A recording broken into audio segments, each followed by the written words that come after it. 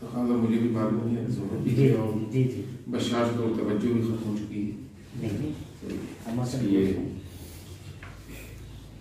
عنوان ہے ڈاکٹر احمد الرسونی اور ان کے افکار و نظریات، اور مقالہ نگار نوشاد نور قاسمی استاد علوم وقف دیوبند. حاضر خدمت کر رہا ہوں. ڈاکٹر احمد الرسونی عصر حاضر کے مشہور فقیہ، مفکر اور داعی ہیں. فقہ المقاصد کے حوالے سے ان کا نام اور کام اس قدر نمایاں ہے کہ ان کا نام لیتے ہی فقہ المقاصد کی طرف ذہن منتقل ہو جاتا ہے. ان کی ولادت سن 1953 میں مراکش کے شہر القصر الکبیر میں ہوئی اور یہیں ابتدائی تعلیم حاصل کی.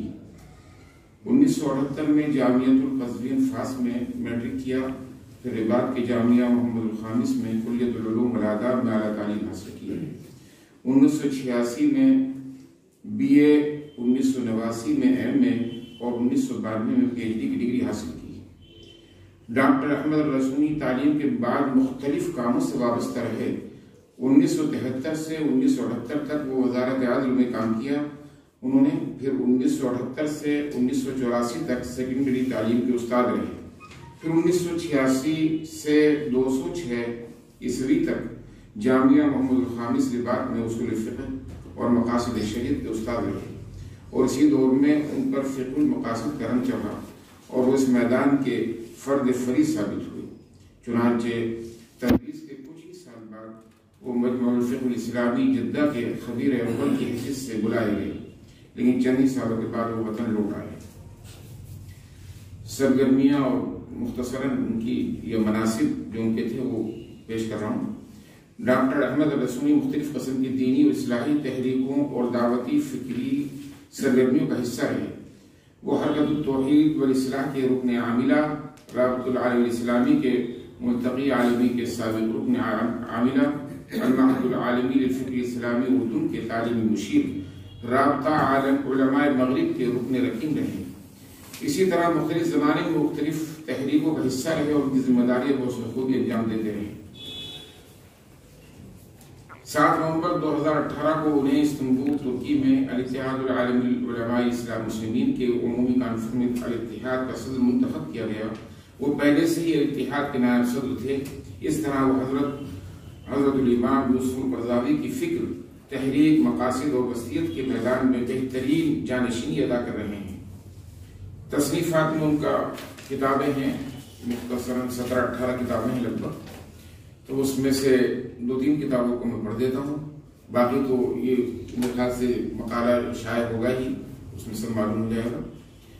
جیسے نظریۃ المقاصد عند الامام الشاطبی، نظریۃ التقریب والتغلیب وتطبیقاتها فی العلوم الاسلامیہ، الاتحاد، النص والمصلحہ والواقع، مقاصد المقاصد، الغایات العلمیہ والعملیہ للمقاصد الشرعیہ، الوقف الاسلامی، مجادلته وابعاده، الشورى في معركة البناء، الکلیۃ الاساسیہ للشریعہ وغیرہ وغیرہ. یہ کتابیں ہیں 17-18.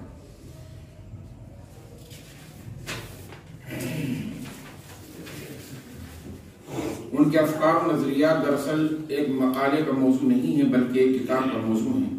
برادر مکرم اسلامی فقہ اکیڈمی کے انتہائی مستعد و فعال رکن جناب مولانا محمد امتیاز صاحب قاسمی کی تحریک پر یہ مختصر تحریر مرتب کی جا رہی ہے.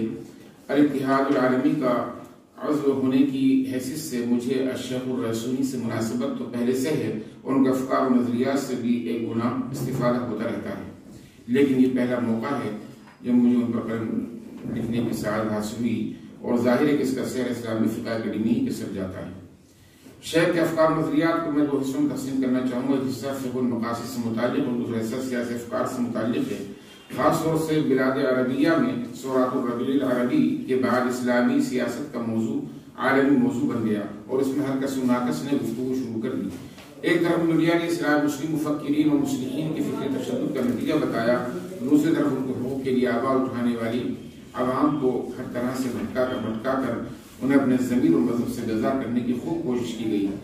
اس تناظر میں جن چند علماء نے اسلامی نظریے سیاست کو موجودہ صورتحال سے مربوط کرنے کے لیے مجتہدانہ انداز میں غور و فکر کیا اور بصیرت کے ساتھ اس موضوع کے خد و خال کو منقح کرنے کی کوشش کی، ان میں شیخ احمد الرسونی پیش رہے۔ یہ بھی اقتباس تھوڑا سننے کے لائق ہے اور اس سے انشاءاللہ ہمیں فائدہ ہوگا۔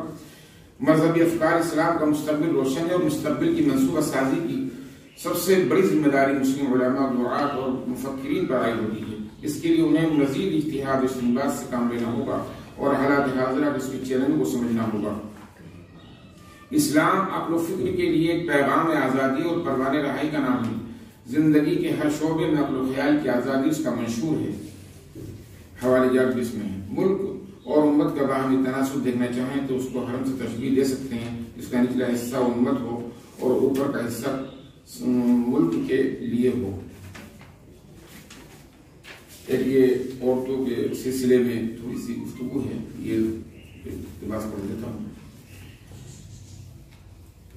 اسلامی تحریکات کی قدر و قیمت کا اندازہ کیا ہے، اس پر شیخ الرسونی نے مختصر تحریر تیار کی جس کا عنوان تھا ایک سیاہ تاریخ جو اسلامی تحریکات کی وجہ سے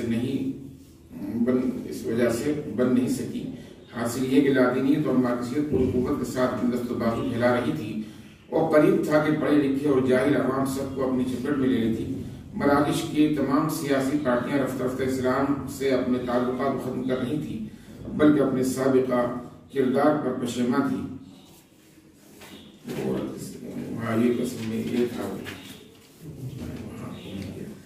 شیخ الرسونی عورت کے سلسلے میں اسلام کی وہ روح معاشرے میں جلوہ گر دیکھنا چاہتے تھے جو قرن اول کے امتیاز تھی اور اس کے لیے کوشاں بھی نظر آتے ہیں۔ چنانچہ اپنی کتاب مراجعات و مدافعات میں ایک باب قائم کرتے ہیں، معاملۃ المرأۃ مقیاس التحضر والتخلق، عورت کے حسن سلوک، ترقی اور خوش اخلاقی کا معیار ہے، اس کا مطلب ہے۔